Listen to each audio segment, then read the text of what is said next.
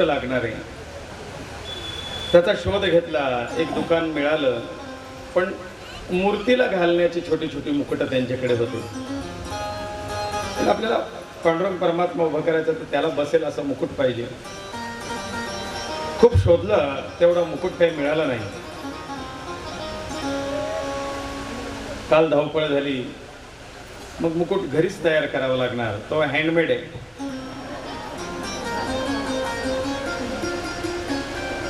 काय करावं कार्डबोर्ड घ्यावं का काय, कॅनव्हास पेपर घ्यायचा, कसं करायचं. शेवटी तिचं लक्ष माझ्या पूजा साहित्य ठेवलेलं, त्याच्या पिशव्या ठेवलेल्या त्या बरणीकडे गेलं. म्हणली ही बरणी छान आहे म्हणे आकाराला, कापा तिला.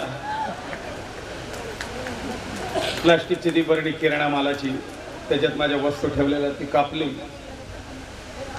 लेस वगैरे आणलेल्या होत्या, पेपर आणलेला होता, तयार करायचं काम चाललं. मग मी तिला म्हटलं का पांडुरंगाच्या डोक्यावरती म्हणजे त्या मुकुटावरती महादेवाची पिंड आहे. मग ते म्हटले काहीतरी महादेवाची पिंड कशी काय. म्हटलं असं काय मूर्ती कसं काय चिकटवता येणार तिथे, महादेवाची पिंड कसं काय घ्यायची. म्हटले मग एखादा फोटो काढा, तो आपण प्रिंटरवरती त्याची प्रिंट काढून घेऊ आणि ती शिवपिंडीचा कागद त्या मुकुटावरती चिटकवू, म्हणजे तो दिसेल महादेवाच्या पिंडीसारखा. म्हटलं नको, त्याला उभं राहायला परत आणखीन काहीतरी लागेल. असू द्या, आता एवढं वरती कोण पाहायला जाणार आहे. खरंच विठोबाच्या डोक्यावरती महादेवाची पिंड आहे का. एवढं सगळं झालं. 2:30-3 पर्यंत तयार करायचं काम चाललं होतं. माझी तयारी झाली. म्हटलं माझे कपडे, म्हटलं आता मी मुकुट तयार करतोय, वरच्या शेडमध्ये ठेवलेलं आहे, पत्राचं शेड वरती, तिथून घेऊन घ्या तुमच्या हाताने. मी वरती गेलो, दार उघडलं आणि त्या दोरीवरतून धोतर काढतो, तेवढ्यात माझं खाली लक्ष गेलं. जुन्या पडलेल्या त्या साहित्यामध्ये एक आचमणी, पितळाची आचमणी, तिची दांडी तुटली आणि फक्त तो आचमणीचा गोल भाग आणि त्याला पुढे तो थोडासा जाडसर असतो तेवढा भाग, ती एवढाच शिल्लक होता आणि बाकीची आचमणी तुटलेली. मी ती उचलून खाली आलो. म्हटलं बघ, देवाची व्यवस्था देवाला करावी लागते. नाही काय झालं, म्हणजे तुटलेली आचमणी सापडली मला. तिचा बरोबर असा शिवपिंडीसारखा खालचा तो गोल भाग आणि पुढे ती शाळून का असा बरोबर महादेवाच्या पिंडीचा भाग आहे, चिकटव. त्या मुकुटावरती महादेवाची पिंड सुद्धा आहे. करायचं तर परिपूर्ण करण्याचा प्रयत्न करा आणि त्याला मग प्रकृती सुद्धा साथ देते. रामराया साधू संतांची सेवा करतायत. एकदा हात जोडून विनंती करतायत. म्हणले गुरुवर,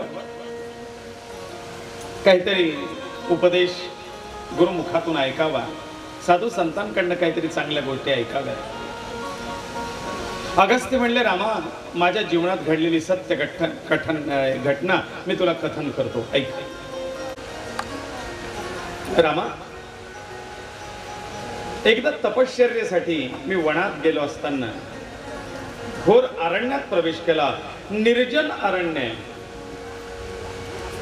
त्या अरण्यात एक सुंदर असं तळ बघितलं, स्वच्छ स्फटिकासारखं, काचेसारखं पाणी, फळा फुलांनी भरलेली वृक्ष त्या काठावरती आहे.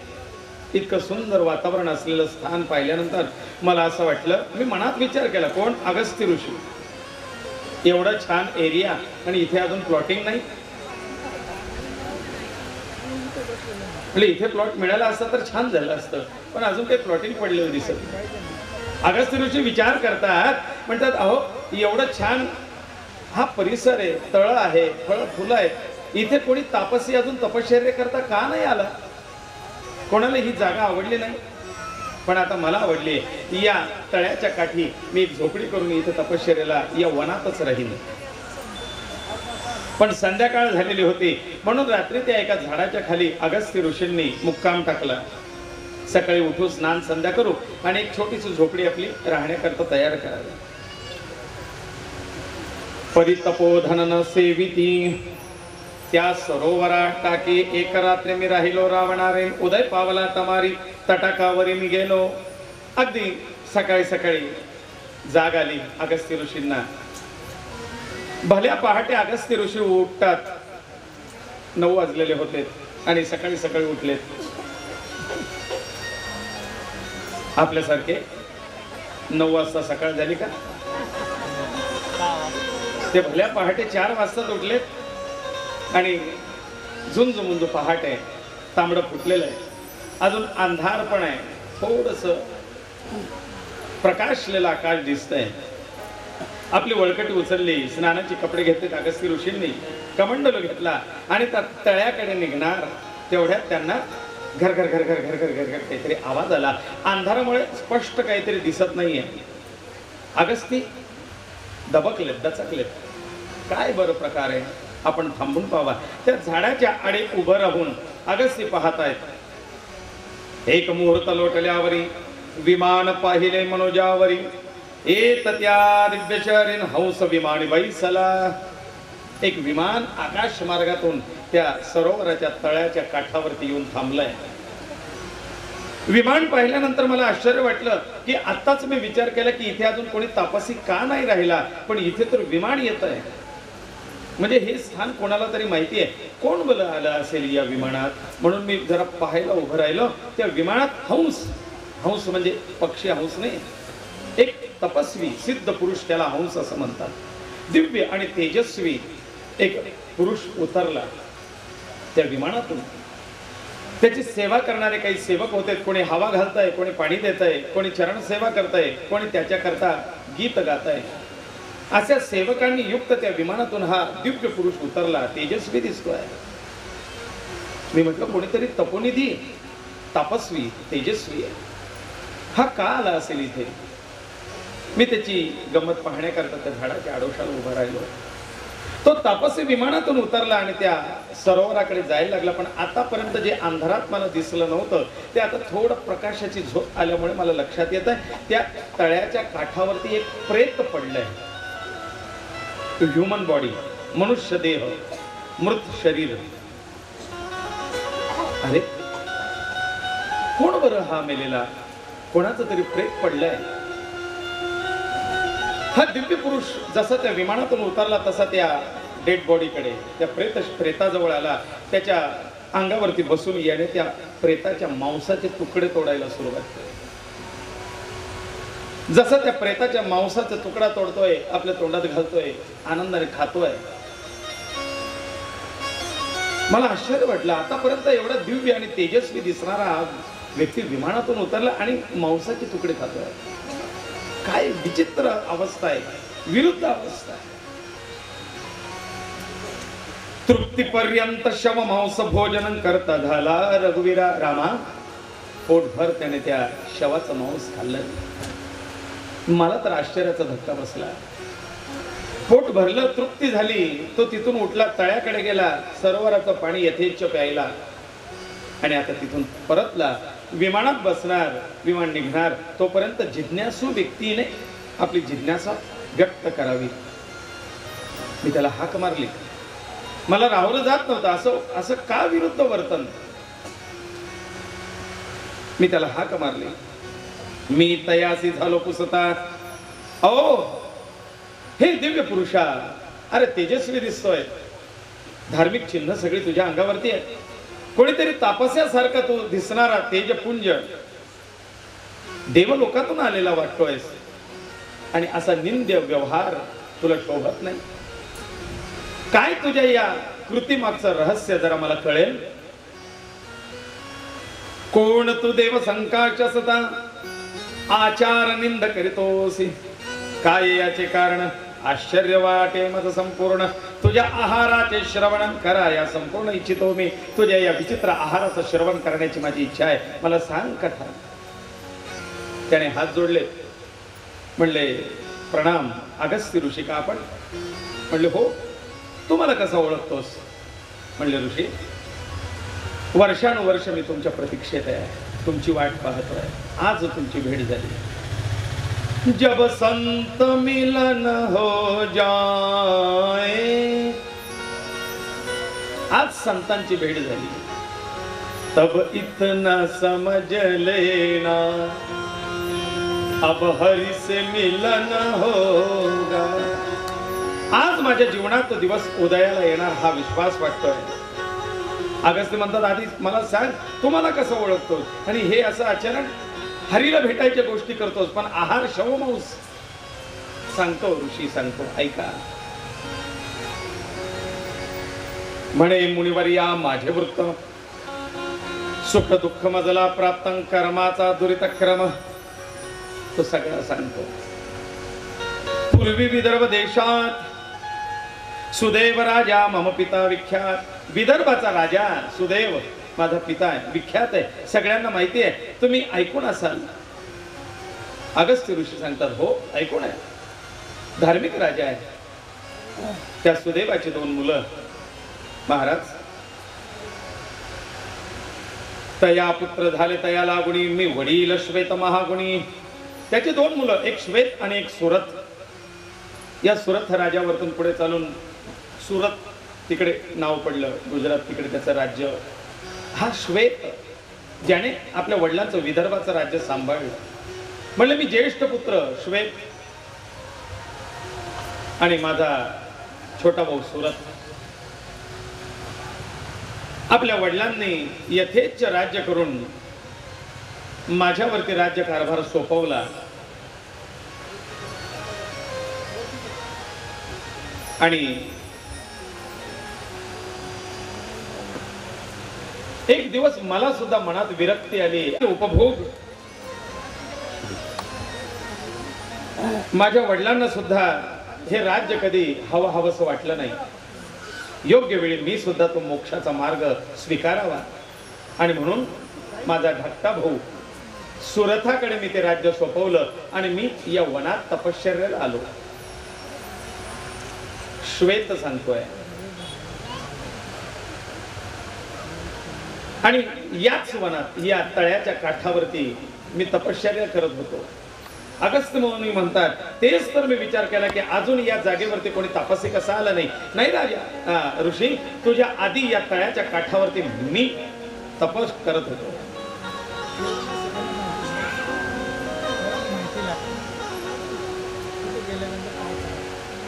मग तू तपाचरण करत होतास. हो. तप करता करता करता एक दिवस मला मृत्यू आला. हा देह माझा इथे पडला आणि मला देवलोकातून देवदूत घ्यायला आले. काल आपण बघितलं देवदूत. मोठ्या सन्मानाने देवदूत मला या विमानात बसून देवलोकाला घेऊन गेलेत. कारण पुण्यवान आहे, तपस्वी आहे, तपाचरण केलेलं आहे. बर, पण मग देवदूत तुला घ्यायला आले, देवलोकाला गेला म्हणतोयस, मग या भूतलावरती येऊन शवमांस भक्षण करतोय, याचं कारण काय सांगतो ऐक. म्हणले अगस्त्य ऋषी, मी देवलोकाला गेल्यानंतर स्वर्गामध्ये सगळे उपभोग, स्वर्गाचे आनंद उपभोग घेण्यासाठी मला स्वर्गात सोडण्यात आलं. मी सगळा स्वर्ग पाहिला, सगळा आनंद घेतला. संध्याकाळी 6:30 वाजले, 6:45 झालेत आणि म्हटलं आता भूक लागायला लागली. अजून कलावंतांचा सन्मान बाकी आहे. जेवणाची वेळ झाल्यानंतर मी त्यांना विचारलं, हो जेवणाचं काय? देवदूत म्हटले, इथे फक्त रेसिडेन्सी आहे, नॉट रेस्टॉरंट.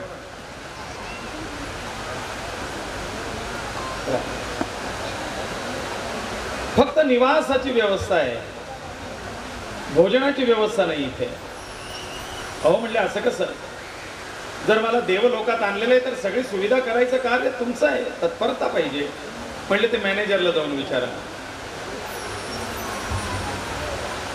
ब्रह्मदेवांकडे गेले. ब्रह्मदेवा, अहो फक्त निवास स्वर्गाचा आहे आणि जेवण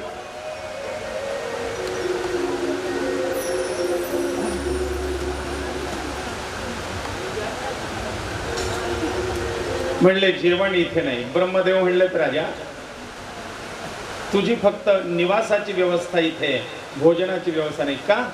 तू फक्त निवासाचे पैसे भरले, जेवणाचे नाही. पण प्लॅन म्हणले ऐक, तू राजा असताना धन संपत्ती ऐश्वर्य सोनं चांदी हिरे माणिक मोती सगळं काही दान केलं, भूमिदान केली, वस्त्रदान केलं. सगळ्या प्रकारची दानं केलीत राजा, पण तू कधी अन्नदान नाही केलं.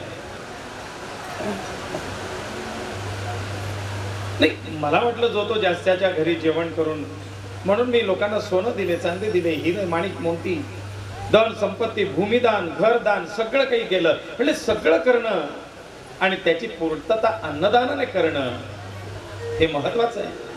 राजा, तुझ्या आयुष्यात सगळं काही भोग तू दान केले, त्याच्यामुळे इथे तुला स्वर्गाचा उपभोग सगळा मिळेल, पण तुझ्या हातून कधी अन्नदान घडलं नाही, म्हणून तुला इथे अन्न मिळणार नाही.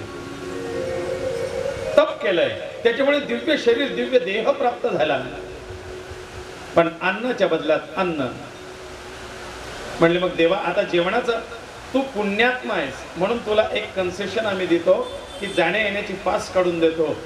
भूक लागली की भूतलावरती जायचंय आणि तुझ्या शरीराचं मांस तू भक्षण करायचं. हे जे प्रेत पडलेलं आहे हे माझं शरीर आहे.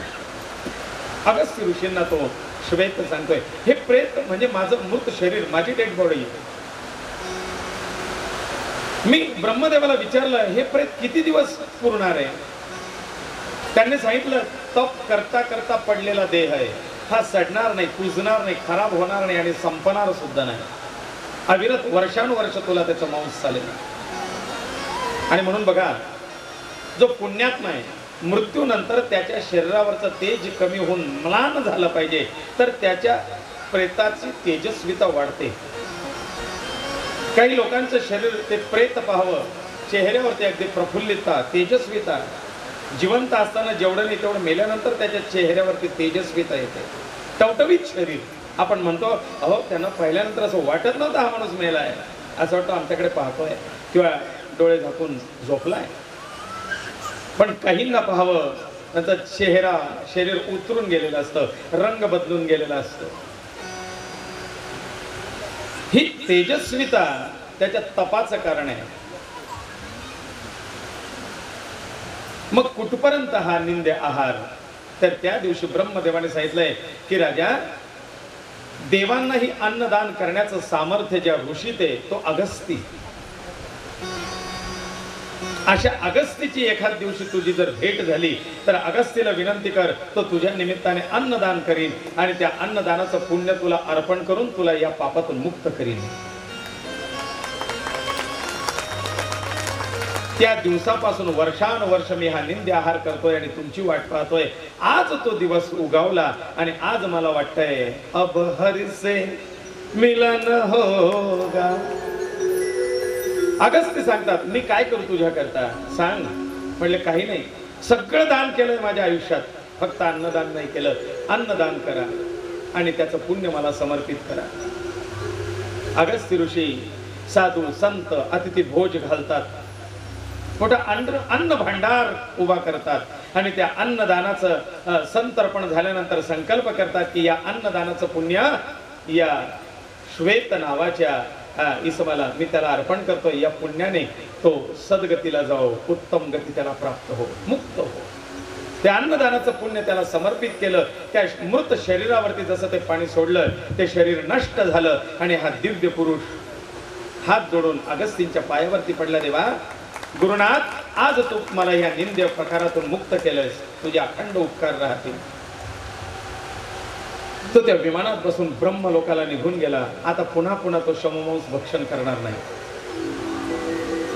पण रामा ऐक, अगस्त्य ऋषी आता रामाला सांगतात, रामा ऐक, या करता मी तुला सांगतोय, तुला उपदेश हवा होता ना माझ्याकडून, तर हा उपदेश मान, नित्य अन्नदान कर. रामा, जेव्हा वेळ मिळेल, जशी मिळेल, जे उपलब्ध असेल ते खाऊ घाल, देत राहा. म्हणून रामरायांनी, लक्ष्मणांनी फळं, कंदमुळं जमा करून आणायचे आणि वाटेत जे साधू संत ऋषीमुनी लागले त्या कुटियांमध्ये ऋषींना भोज द्यायचा. आपल्या वडिलांचं श्राद्ध सुद्धा रामरायाने वनवासात केलेलं आहे. स्वतः पितर येऊन गेलेत, राजा दशरथ आदी ते जेवणाला येऊन गेलेत. सीता मातेने तो घुंगट पदर डोक्यावरती तोंडावरती घेतला आणि बाजूला जाऊन लपल्या. रामराय म्हणता, अगं वाढायचं इथे, ऋषी आलेत, आज श्राद्ध तिथे, वाढायचं सोडून तू अशी जाऊन का उभी राहिलीस कोपऱ्यात? तिने सांगितलं नाही, त्या ऋषींच्या ऐवजी मला माझे सासरे दिसत आहेत आणि त्यांच्या समोर ज्यांनी कधी आपली सून या अशा दयनीय अवस्थेत बघितलेली नाही, ती सून राज ऐश्वर्यात बघितलेली आहे. ते माझे सासरे आज मला या कफल त्या वल्कल धारण केलेल्या अवस्थेत पाहतील तर माझ्या सासऱ्यांना दुःख होईल म्हणून मी बाजूला आलो. प्रत्यक्ष पितरांचं दर्शन माता सीतेला होतं. रामा, माझा एकच उपदेश आहे, अन्नदान कर. या पुण्याने अखंड तुझी स्मृती राहील. कशी? गरुड पुराणात उल्लेख आहे. आणि म्हणून या कष्टापासून उद्धरिले आता काय क्लेश राशी तृप्त झालो म्हणून या तस्मात अन्नदान निश्चित रामा करीत जाई तू सत्य जगन्नाथ विश्वात्मा विख्यात होशी. त्या दिवसापासून रामरायाने अखंड अन्नदानाचं व्रत घेतलं आणि रामाच्या नंतर सुद्धा ते अन्नदानाचं व्रत अखंड चालत राहिलं जगन्नाथपुरीला. आणि इथे त्याचा उल्लेख आहे, रामा तू जगन्नाथ होशी विख्यात. तुला जगन्नाथ म्हणून लोक ओळखतील. आणि जगन्नाथाला सगळ्यात विश्वातलं मोठं अन्नछत्र किचन अन्नदान जगन्नाथाला अखंड आहे. तू जगन्नाथ विश्वात्मा, तुला जगन्नाथ विश्वात्मा म्हणून लोक ओळखतील. रामा नित्य करी अन्नदान तस्मात अन्नदाना समान नाही दुसरे दान धर्मे होई प्राप्त. अन्नदानाचं सौभाग्य मोठ्या पुण्याईने प्राप्त होतं. ज्याची गाठीची पुण्य असेल तो अन्नदान करेल. आणि म्हणून अन्न न अन्नोदकम समम दानम, अन्नदानासारखं जलदानासारखं श्रेष्ठ दान नाही. जेवढं होईल तेवढं हातून करत राहावं. अन्नदानापर्यंत आपण थांबलोय. उद्या कथा 2 ते 4 राहणार आहे. 4 ते 5 आपले ग्रंथ मिरवणूक, एक गॅप, चहा पाणी. आणि 5 ते 7 आदरणीय हरिभक्त परायण आपल्या सुनीताताई पाटील यांचं सुश्रव असं कीर्तन, ती कीर्तन आणि या कथेची सांगता होईल. आज आपण या ठिकाणी विश्राम घेणार आहोत. आरतीपूर्वी आपले पोद्दार काका त्यांच्याकडे मी काही सूत्र देतो. थोड्या 1-2 गोष्टी आहेत. त्यानंतर डॉक्टर साहेबांना आपलं मनोगत व्यक्त करायचं आहे. 1-2 सोपस्कार आहेत जे आपले कलावंतांच्या सन्मानाविषयी वगैरे ते आपल्याला पार पाडायचे. हे झालं की आरती करू आणि मग भोजन प्रसादाचा आनंद सगळ्यांना घ्यायचा आहे. जेवण केल्याशिवाय कोणीही जाऊ नका. रोजप्रमाणे आज फराळाचे आहे, एकादशी. सगळ्यांना कंपल्सरी एकादशी हा प्रसाद आहे. फराळाची सुंदर व्यवस्था आहे. फराळ केल्याशिवाय कोणी जाऊ नका. टप्प्याटप्प्याने हळूहळू सगळ्यांनी याचा लाभ घ्यायचा आहे. उत्तम वातावरण आहे, उत्तम फलाहार आहे. फक्त क्रमाक्रमाने घ्या, वाया जाऊ देऊ नका, पोटभर खा. पोतदारांचं स्वागत. असं वाटतंय की आज या ठिकाणी पंढरपूरच अवतरले. आपल्याला पंढरपूरला जायची गरज पडली नाही. प्रत्येक घरातला व्यक्ती हा पांडुरंग आणि या सगळ्या रुक्माई या ठिकाणी आलेले आहेत. आणि हे पृथ्वी पंढरपूर या ठिकाणी आल्यामुळं सोनियाचा दिवस उगवला आली भक्त सागराला भरती. आणि भक्तजनांच्या आगमनाने पावन झाली धरती. हे सभागृह एकदम पावन झालेलं आहे. आणि या आनंदामध्ये एक अजून आनंद आपला म्हणजे ज्यांनी त्या 7 दिवसाचा वसा घेतला आणि आज 6 दिवसाची पोटीपोटी करून आपल्याला जे अमृत पाजलं, अशा ज्यांनी आपल्या मनोरंजनासाठी आणि त्याला 7 दिवस संगीतमय या सर्वांचा या ठिकाणी सन्मान आमचे शिरोडे परिवार अण्णासाहेबांकडून सर्व दान होतं. पण त्यांचं मत आहे की प्रत्येकाचा सन्मान सुद्धा झाला पाहिजे, दानाबरोबर सन्मान. आणि त्यासाठी आपण जास्त उशीर न करता आज फराळ आहे, गुजरातचं नाव नाही, आज फराळ. त्यामुळे प्रथम आपण महाराजांसाठी खास एक आनंदाची बातमी अशी आहे की शिर्डीहून महाराजांसाठी खास हार आलेला आहे. आणि ते हार देण्याचं काम आपल्या 40गावमधले विवेक जोशी आणि त्यांच्या सौभाग्यवती हर्षा जोशी या दोघांनी साईबाबांचा हार मिळणार आहे. हो. आणि फराळाला जाताना सुद्धा आता सर्वांच्या अंगी शिस्त बांधलेली आहे. आता कुणीही बेशिस्त राहिलेलं नाही. आणि आपल्या 40 गावामध्ये आता आवश्यक बदल होणार आहे. सुंदर गाव सुंदर झालं, आता माणसं सुंदर होणार आहे, त्यांची मनं सुंदर होणार आहे. धन्यवाद विवेकजी. आज पहा साई बाबा तेरी रीचे संत तुम्ही साई बाबा सबके मालिक साई बाबा ज्याला नाही आई बाबा त्याला साई बाबा साई बाबा साई बाबा साई बाबाला हे पोचलं बरं का विवेकजी. धन्यवाद. विवेक म्हणजे काय, ज्यावेळेस विचार करून करून डोकं फुटायची पाळी येते त्यावेळेस शांत राहायचं, एक सुंदरसा विचार. तर या ठिकाणी अजून अण्णासाहेब तुमच्या हातून तर सन्मान होणार आहे. प्रकाश तात्या आणि रमेश दादा अमृतकार यांना वाटतं की आमच्या हातून त्यांचा सन्मान व्हावा, तर त्यांच्याकडून सन्मान झाल्यानंतर मग आपला सन्मानाचा कार्यक्रम करूया. आज हे आलेले अतिथी देवो आज तुम्हाला संधी दिली. या ठिकाणी दादाचे वडील पण रमेश, रमा अधिक ईश जिथं ईश रमतं तो रमेश. भाविक दर्शनाला इथे आले होते त्यावेळेला त्यांनी सांगितले की महाराज, मागच्या गणेश पुराणाच्या वेळेला आम्ही आलेलो होतो. एक 2-3 वर्षांच्या 3-4 वर्षांच्या काही प्रतीक्षेनंतर त्यांचा मुलगा सुनबाई त्यांना दर्शनाला आणलेलं होतं आणि आम्ही संकल्प केलेला होता की भगवंता यांना संततीचा योग येऊ दे. दरवर्षी आपले ते काही होत आहे. तर त्याप्रमाणे म्हणले महाराज तिथे आपण नारळ ठेवलं, दर्शन घेतलं, त्यांचा आशीर्वाद घेतला आणि आता त्यांना दिवस आहे सुनबाईंना, पण त्यांना येता येत नाही. त्या आता बाहेरगावी गेलेल्या असल्यामुळे त्यांना येता आलं नाही, तर त्यांना आणलं नाही. पण मी येऊन तिथे देवाला नमस्कार करते आणि सांगते की भगवंताची कृपा झाली. इथल्या कथेचा त्यांना अनुभव की त्यांच्याकडे संकल्पपूर्ती होऊन संततीचा योग आलेला आहे. हीच भगवंताची कृपा. गोपाल कृष्ण भगवान.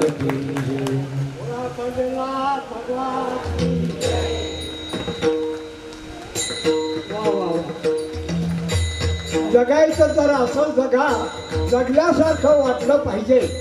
इतरांसाठी जगताना थोडं तरी रक्त असलं पाहिजे.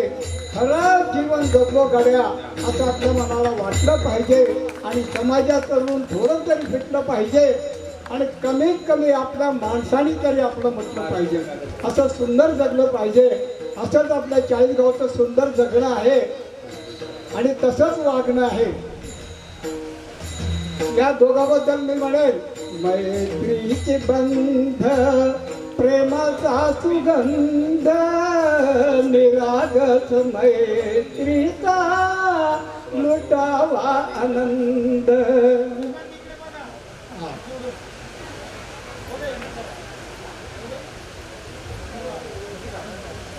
धन्यवाद. धन्यवाद दादा, तुमची मनाची इच्छा पूर्ण झाली.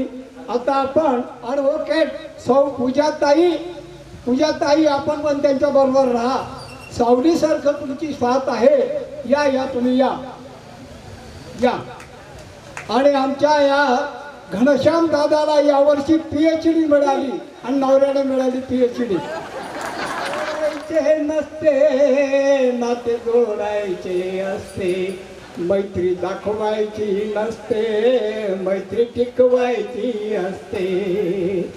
मैत्रीच्या फुलांचा चाखा मकरंद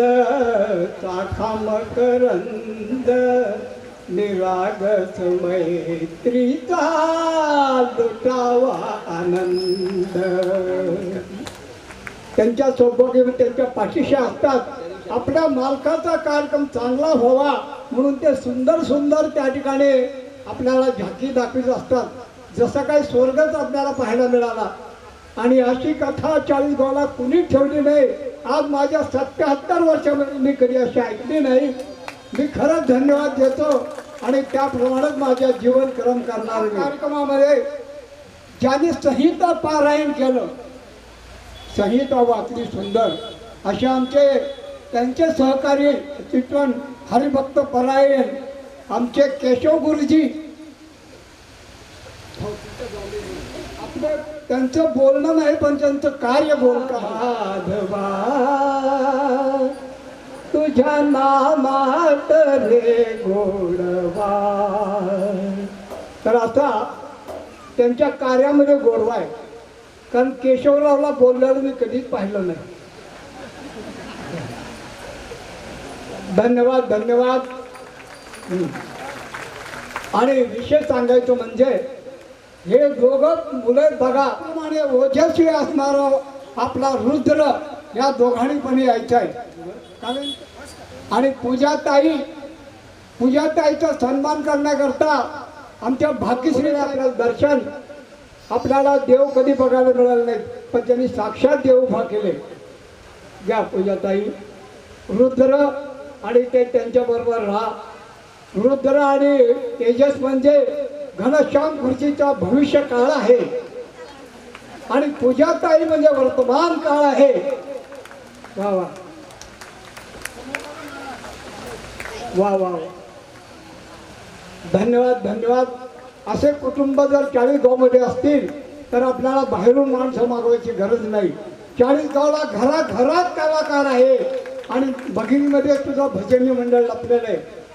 त्यानंतर काय आवाज आहे अनिल महाराज. खरंच तुम्हाला धन्यवाद द्यावे. अहो टीव्हीवर काय दूरदर्शनवर काय पण तुमचा आवाज ऐकल्यानंतर मला इतकी प्रेरणा मिळालेली आहे की तुमचा सन्मान करताना मला वाटतं या गुरुजी या. अरे स्वर्गामध्ये इंद्र, नभामध्ये चंद्र, देशामध्ये नरेंद्र, राज्यामध्ये देवेंद्र, सिनेमामध्ये धर्मेंद्र, जितेंद्र, क्रिकेटमध्ये वीरेंद्र, महेंद्र आणि तुझ्या 40 गावमध्ये हे आमचे महेंद्र. वा वा.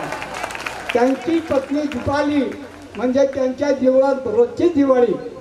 त्यानंतर आमचे तन्मय जोशी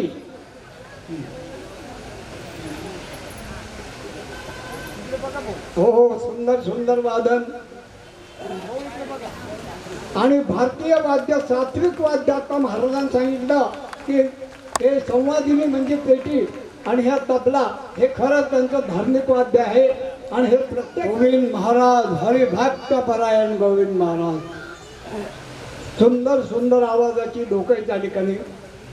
आवाज दे के हमें तुम बुलाओ मोहब्बत सताओ. त्यानंतर बेंजो वादक आहेत आमचे सत्यजित ब्राह्मणे. असताना सुद्धा आयसीयू मध्ये असताना सुद्धा ते सर्व विसरून त्या ठिकाणी आले. खरंच नवल आहे. त्यांच्या 2 मुली कलाकार आहेत. त्यांना मुलगा जरी नसला तरी त्या मुली एकदम शीतावर घेतात.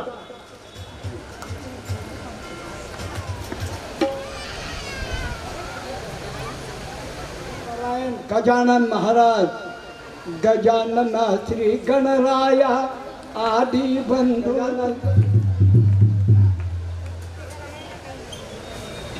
असा आपण सुंदर सुंदर कार्यक्रमाचा आस्वाद घेतलेला आहे. आता वादक लोकांचे झाले सन्मान पण ते राखून ठेवत या ज्या महाराजाला ज्यांनी जन्म दिला असे आपले जन्मदाते पिताश्री आमचे भगवान राव. भगवान का नाम कौन भूलेगा.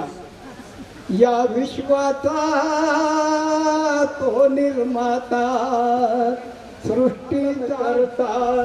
किती उंच उंच हे पर्वत, किती खोल अथांग हे सागर, घनदाट हिरवी जंगल, निळे निळे विशाल अंबर. या विश्वाचा तो निर्माता. सारे विश्वची त्याचे गाव, जिथे नाही भेदभाव, तिथे शंभू महादेव. धन्यवाद. आणि आपलं छायाचित्रण किती चांगलं करावं. या कोपऱ्यातून त्या कोपऱ्यातून सगळ्यांच्या घराघरात चित्र गेले. पुण्या मुंबईहून आम्हाला वाटलं की 40 गावाला काय कार्यक्रम होतात, तिथपर्यंत कसं काय पोचले कळालं नाही. लांब लांबपर्यंत गेले. असे आमचे सर्वांचे लाडके फोटोग्राफर हेमंत शिरोडे आणि त्यांच्याबरोबर असलेले त्यांचे सहकारी. काही कलाकार पडद्यामागचे असतात, काही पडद्याच्या समोरचे असतात, त्यांनी पण त्या ठिकाणी यायचे आहे पडद्यामागचे. तो सर्वांचे फोटो घेतो पण त्याचा फोटो नसतो, म्हणून त्याला म्हणतात क्या मेरा, इसमें मेरा कुछ नाही, त्याला म्हणतात क्या मेरा. वा वा, चेहऱ्यावर हसू. वा वा वा, सुंदरसा कार्यक्रम झालेला आहे. आज कुणाला भूक लागणार नाही कारण आज उपवास आहे. नाही तर म्हणतात ना, साबुदाणा शेंगदाणा उपसते दिन खाना, साबुदाणा वेपर खाना केले खाना, दो चार चाय पीना, साबुदाणा शेंगदाणा उपसते दिन खाना, साबुदाणा. चला, सर्वांच्या वडिलांचा पण सन्मान होणं गरज आहे. आज त्यांनी मंगेश दादासारखा पुत्र दिला मला, ज्यांनी गावामध्ये काय सुधारणा केले.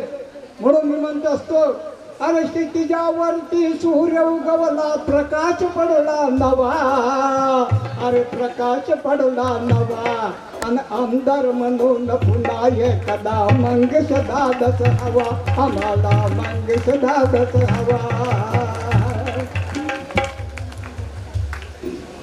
तर विठ्ठलाचे भक्त आहेत, ते हरिभक्त परायण आहेत. आणि खरंच अण्णाला मनस्वी आनंद झाला, पण तुमच्याकडे घेऊन जा घरी.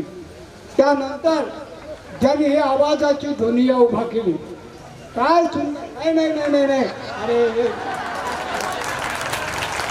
रुकना नाही, रुकना नाही, आपले तो आगे बढ़ना है. फारुख दादा, तुम्ही सांगा आता आपल्याला, फारुख नाव म्हणलं आपल्याला वाटतं ते कसे काय मंडपात आले. असं काही नाही, प्रत्येक भारतातला माणूस हा भारतीय आणि आपला माणूस आहे. तर दादानी इतका सुंदर आवाज दिलाय, ते स्वतः एक शब्द सुद्धा बोलत नाहीत, पण त्यांची ध्वनी व्यवस्था कानाकोपऱ्यापर्यंत पोहोचते आणि प्रत्येक जण येतात. खरंच हा उत्सव दरवर्षी झाला पाहिजे. आणि महाराज म्हणले महाराज बादला. आम्ही दादा, आपण काय सुंदर आवाज दिलेला आहे.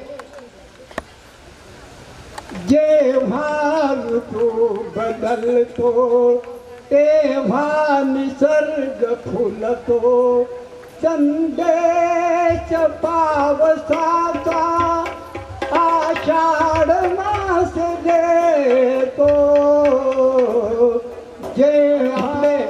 ज्याने आपल्याला सुंदर भोजन दिलं, सुग्रास भोजन दिलं, सात्विक भोजन दिलं, असे आपले सत्तू महाराज आणि रामलाल महाराज कुठे आहेत? ते स्वयंपाकघरात गेले असते. आणि मंडपवाले नसतील का, त्यांचा मंडप असल्यावर ते नसतात.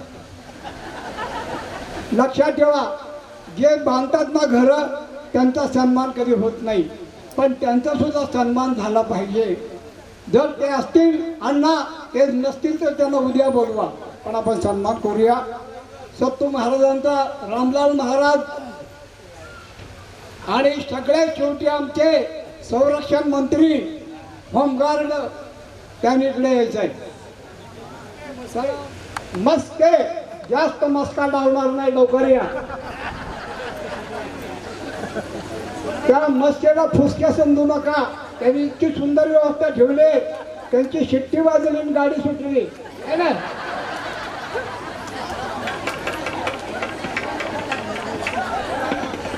सत्तू सुंदर तुम्ही जेवण बनवलं, काय खाणं बनवा तुम्ही. अरे बापरे, प्रत्येकाच्या मनामध्ये सात्विक भावना पैदा झाली. प्रत्येक वेळेला 2 जिल्ह्यात जास्त द्या. चालेल चालेल. या ठिकाणी इतकी सुंदर मंडळी ऐकते, मी बोलतोय, लोक ऐकतात. मला देवाने सांगितलंय, कुणाला आवडू न आवडू बोलत राहा भावडू.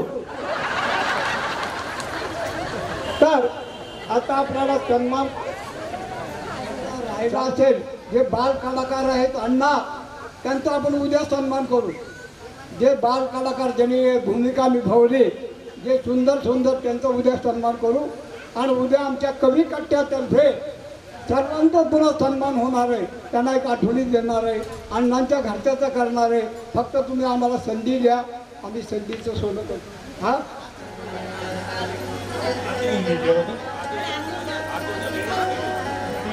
5 मिनिटं करतो. हो. संसार भुजगे प्रहार सदा वसंत हृदयारविंदे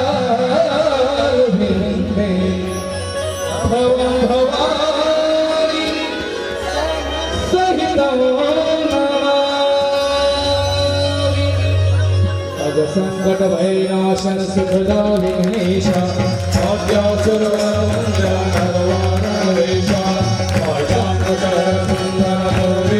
आशा जगत देव हरि क्रांति जामाशा.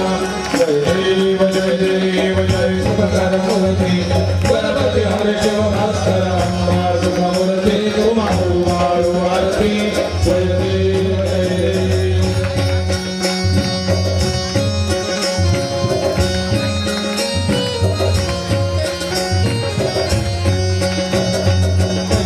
गर्जा कांता धरणी धर्षयना करुणालय वारिदे भगवान जरणेना गरुड ध्वज भजना प्रियरीत प्रवसना अनुदिन तव कीर्तन रसना गौरे रसना.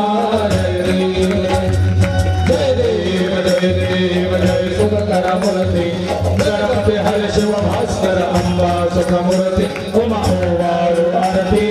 जय देव जय देव.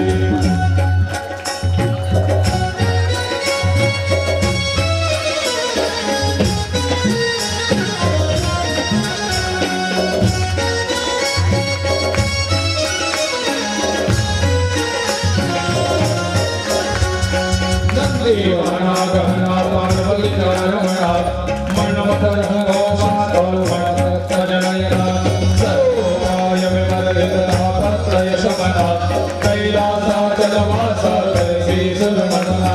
जय देव जय जय देव जय देव जय सुखकर मूर्ति गणपति हरि शिव भास्कर अम्बा सुखमूर्ति तुमहो वारु आरती. जय देव जय देव.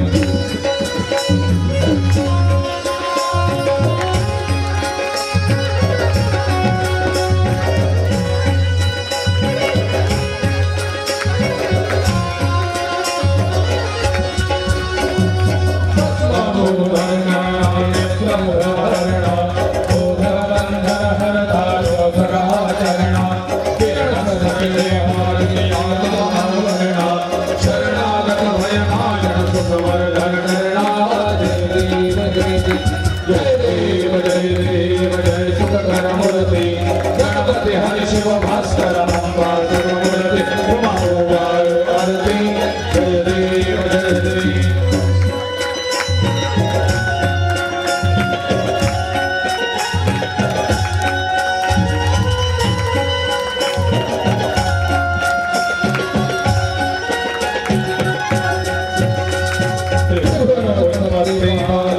से तो माया आई तुझे रूपा दूसरी उपमाया तुझे गुणगण महिमा न करे माया करुणाकर से अम्बे मन विश्रामाया. जय देव जय देव जय देव जय सुखकर मूर्ति गणपति हरि शिव भास्कर अम्बा सुखमूर्ति तुमहो वारु आरती. जय देव जय देव. हरि लोकांगन भक्ति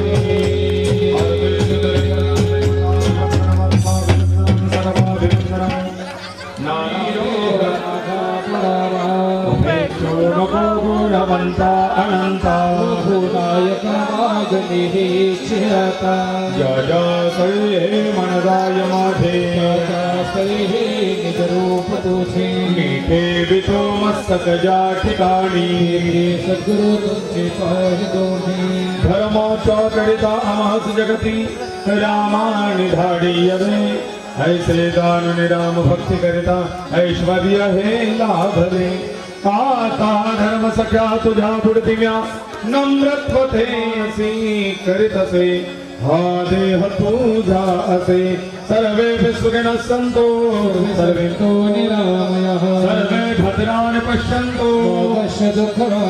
गोपाल कृष्ण भगवान की पुंडलीक वरदा ज्ञानदेव पंढरीनाथ भगवान की जय।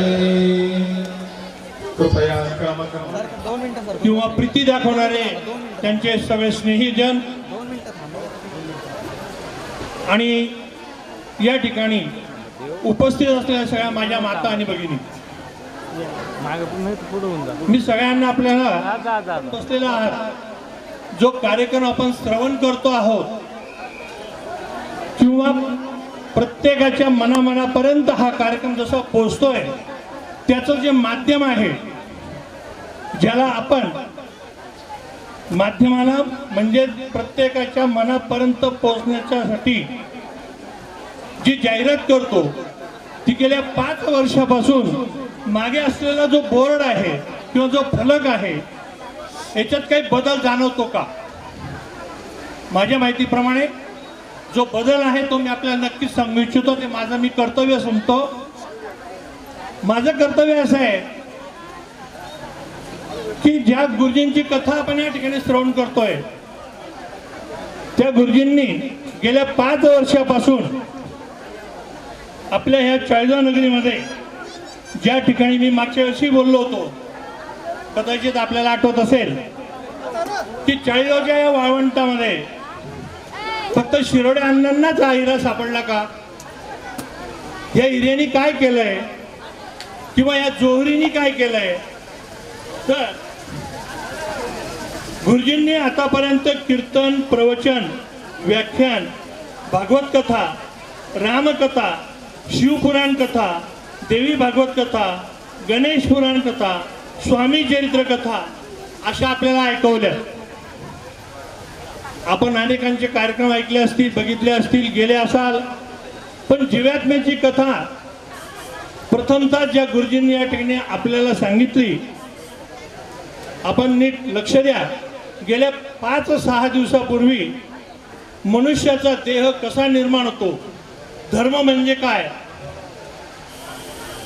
धर्माची व्याख्या काय, धर्म कशाला म्हणायचा, मनुष्याचा देह कसा येतो, तो आईच्या गर्भाशयात कसा प्रतिष्ठित होतो, मेल्यानंतर त्याचं काय, अत्यंत बारकाईने आम्हाला त्यांनी समजून सांगितलेलं आहे.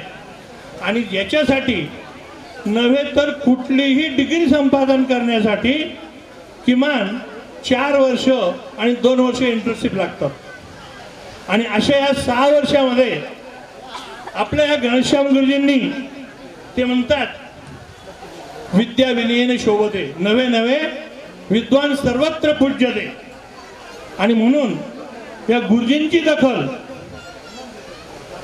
4 धामापैकी एक असणारं वृंदावन धाम, या वृंदावन धामाने या गुरुजींना विद्या वाचस्पती म्हणजे सारस्वत सन्मान, डॉक्टर ऑफ फिजिओलॉजी हा जो पदवी प्रदान त्यांना केला तो दिल्लीला दिलेला आहे. आणि त्यानिमित्त त्याची दखल ज्या वृंदावन धामाने घेतली, आपला 40गावचा हा हिरा वृंदावनात पोहोचतोय, त्याचं ते संपूर्णकडे पळतोय. असा हा हिरा अवघ्या वयाच्या 40व्या वर्षी ही डॉक्टर पदवी मिळवतोय. म्हणून आपण त्यांचं कौतुक केलंच पाहिजे. आणि त्या कौतुकाच्या माध्यमातून या ठिकाणी त्यांनी जी सेवा आपल्याला गेल्या 6 दिवसात दिलेली आहे ही यावेळा थांबून चालणार नाही. परवाच्या दिवशी त्यांनी एक सुंदरशी कथा सांगितली. ती म्हणाले कोणीतरी एक अण्णांना व्यक्ती भेटला, आपल्याला गुरुजी बदलवणार येणार नाही का? त्यावेळेस त्यांनी दिलेलं ते उत्तर आहे तुम्हाला सगळ्यांना कल्पना आहे. सध्या चातुर्मास चालू आहे आणि म्हणून मी आपल्या सगळ्यांना हे सांगू इच्छितो, चातुर्मासामध्ये किमान आपल्या हातून काही नाही घडलं तरी चालेल. गुरुजींनी आजही सांगितलं अन्नदानाचं महत्त्व किंवा गोदानाचं महत्त्व आपल्याकडनं एवढं शक्य जरी नसलं तरी अण्णांना आपण तो हातभार लावूया. आणि ज्या अण्णांनी या ठिकाणी हे गेल्या 6 वर्षापासून कार्यक्रम घेत आहेत आणि म्हणून त्या फलकाला यावर्षी डॉक्टर घनश्याम शास्त्री जोशी असा फलक आपल्याला पाहायला मिळतोय. आणि म्हणून मी आपल्याला सगळ्यांना, माझे ते लहान बंधू जरी असले तरी आत्ता मग सांगितल्याप्रमाणे विद्या विनयेन शोभते नव्हे नव्हे विद्वान सर्वत्र पूज्यते या माध्यमातून आपल्या सगळ्यांच्या वतीने मी त्यांना वंदन करतो, नमस्कार करतो. सज्जनो, वेळ जरी बराच झालेला असला तरी या ठिकाणी शिरोटे अण्णांचाही सत्कार आता या ठिकाणी आपण सगळ्यांनी बघितला. माझी अशी विनंती आहे की इथे असलेले शिरोडे परिवार आणि गुरुजी यांचा सगळ्यांनी आपल्या जवळचा असलेला मोबाईलच्या बॅटरीने त्यांचं कौतुक करूया. फारुबाई 1 सेकंदसाठी कृपया लाईट ऑफ करायचं आहे आणि गुरुजींचं कौतुक करायचं आहे. कारणास्तव आपला मोबाईल काढायचा आहे आणि आपल्या बॅटरीने गुरुजींचं कौतुक करून दाखवायचं आहे. वा वा वा, खूप धन्यवाद फारुबाई.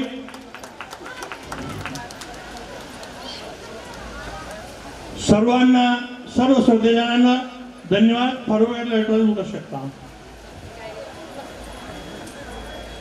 सज्जनो, कथा सांगायला जास्त आनंद प्राप्त होतो आणि म्हणून त्यांना ही पद्धत तुमच्यामुळे मिळालेली आहे. म्हणून आपण स्वतःसाठी सर्वांनी एकदा टाळ्या वाजवायच्या. धन्यवाद श्रोतेजन.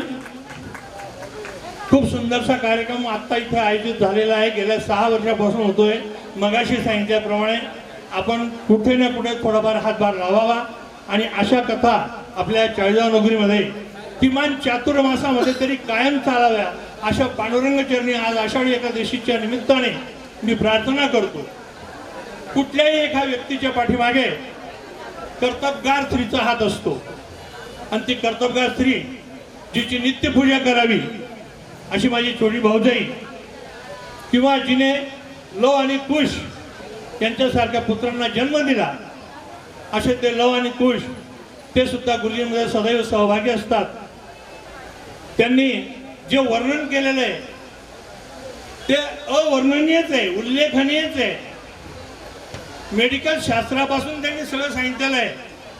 जे त्यांच्याजवळ आहे ते माझ्याजवळ नाही, पण माझ्याजवळ जे आहे ते नक्कीच त्यांच्याजवळ आहे आणि त्यामुळे ते वर्णन करून नक्की सांगतात.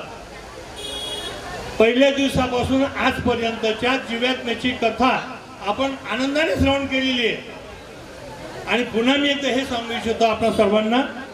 याच्यामध्ये नामाचा, आज आषाढी एकादशी आहे, नामाच्या महत्वाची महती किती असते ती मी क्षणाला सांगेन आणि माझे 2 शब्द मी संपवेन.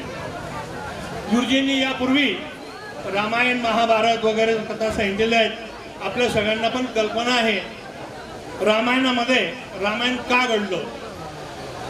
रामायण घडण्याची कारण काय तर बंधुद्वेष. आणि या बंधुद्वेषावर फक्त मी थोडक्यात विवेचन आपल्याला करणार आहे. नामाचं कारण राम शब्द उत्तरायचा होता आणि मग त्या संत महंतांनी सांगितलं तू आता अशा अफवा उठव की मी घर सोडून निघून गेलो, मी थांबलेलो नाही. त्याच्या कानापर्यंत वार्ता गेली आणि तो घरी यायला निघाला. दरवाजात येणार तितक्या संत महंतांनी त्याचा हात पकडला आणि त्याला सांगितलं राम शब्द म्हण. त्यांनी शब्द म्हटला नाही. खूप प्रयत्न केला, दंड सोडला नाही आणि शेवटी थोडं तुम्ही कितीही प्रयत्न करा मी राम शब्द म्हणणार नाही. त्याचा हात सोडून दिला. संत महंत निघून गेले आणि त्यांनी सांगितलं माझं काम झालं. म्हणे कसं समजेल तुला. जसं खाली कोर्ट आहे तसं गुरुजींनी मग काही सांगितलेलं आहे वरही कोर्ट आहे. चित्रगुप्ता पुढे त्याची नोंद झाली केवळ एक मात्र एका शब्दाची. 99 वेळा अपराध केलेले आहेत आणि फक्त एक शब्द रामनाम उच्चारलेला. चित्रगुप्ताने देवांना सांगितलं यमाला याच्या डायरीमध्ये फक्त एकदाच एक शब्द उच्चारलेला आहे. तेव्हा आता त्यालाच तुम्ही विचारा की तुला 99 अपराध केल्याचं पाप अगोदर भोगायचं का एक राम नाम शब्द उच्चारायचं त्याचं पुण्य भोगायचं. त्या पट्ट्याने विचार केला मी एकदाच रामनाम उपभोगलेलं आहे, अगोदर पुण्य उपभोगून घेऊ नंतर पापाचं भोग. आणि या माध्यमातनं त्याला एका रामनामाचं पुण्य काय द्यायचं हा प्रश्न त्यांना पडला. आणि मग त्यांनी देवांचे देव इंद्राला हा प्रश्न केला. इंद्राला कोडं उलगडलं नाही. इंद्राला जेव्हा कोडं उलगडलं नाही त्यावेळा इंद्र म्हणतो याचं उत्तर मी देऊ शकत नाही, आपण असं करूया, आपण महादेवांकडे जाऊ. देवाचा देव महादेव. महादेवांनी त्याचं कोडं उलगडलं नाही, कारण महादेव म्हणतायत अरे बाबा ब्रह्माने ब्रह्मनिर्मिती केली, विष्णूने सांभाळली, मी तर विध्वंस केला, मी काय उत्तर देऊ. आणि म्हणून त्यावेळा महादेवांनी उत्तर दिलं नाही, ब्रह्मदेवाला उत्तर देता आलं नाही. आणि मग शेवटी त्यांनी सांगितलं की ठीक आहे तुम्हाला उत्तर देता येत नाही ना, आपण विष्णूकडे जाऊया. आणि हा पठ्ठ्या जागेवर बसून गेला. तो म्हणतो खूप फिरवलं तुम्ही मला, महादेवांकडे गेले, ब्रह्मदेवांकडे गेले, पण मला जाणं शक्य नाही. आता सांगा पालखी स्वतःला तयार झाला. आणि ती पालखी प्रत्यक्ष इंद्र, महादेव आणि कामदेव यांनी नेली कोणाकडे, जो रामाचा अवतार विष्णू अवतार विष्णूकडे नेली. अतिथी देवो भव.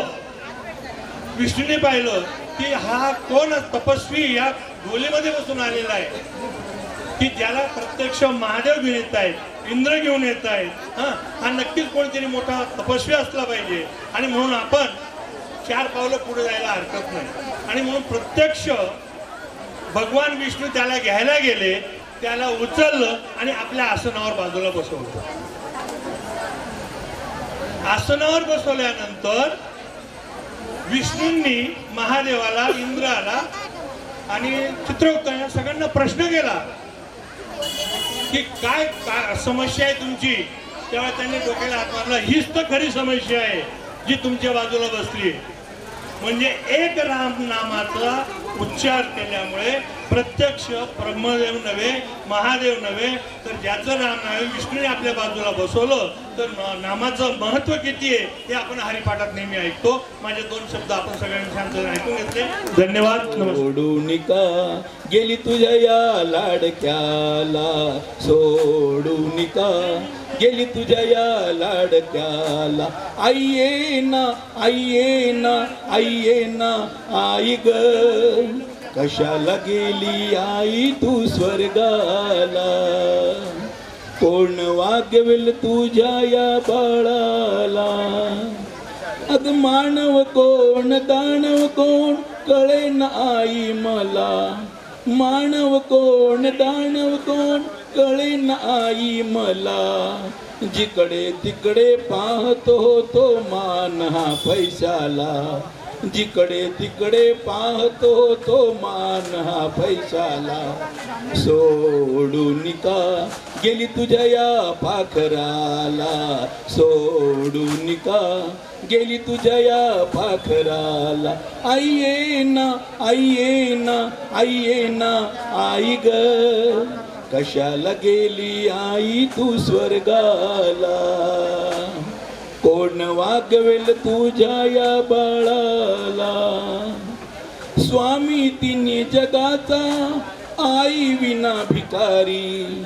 स्वामी तिन्ही जगाचा आई विना भिकारी. आईची माया जगाला कधीच कळली नाही. आईची माया जगाला कधीच कळली नाही. निघून का गेली आई वनवासाला. निघून का गेली आई वनवासाला. आई ये ना, आई ये ना, आई ये ना, आई ग कशाला गेली आई तू स्वर्गाला. कशाला गेली आई तू स्वर्गाला. कोण वागवेल तुझ्या या बाळाला. कोण वागवेल तुझ्या या बाळाला निकल जाएगा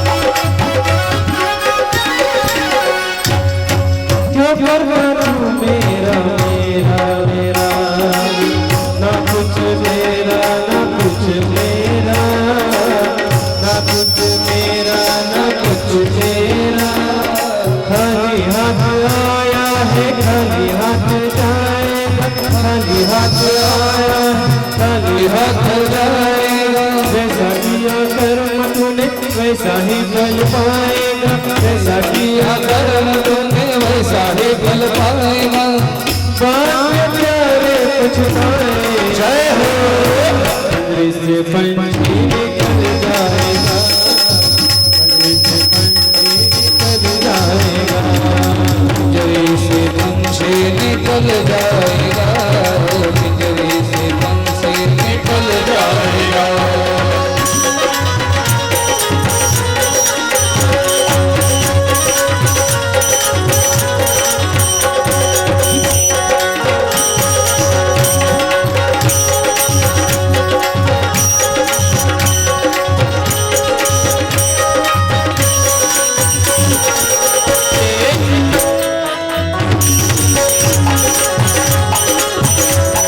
निकल जाएगा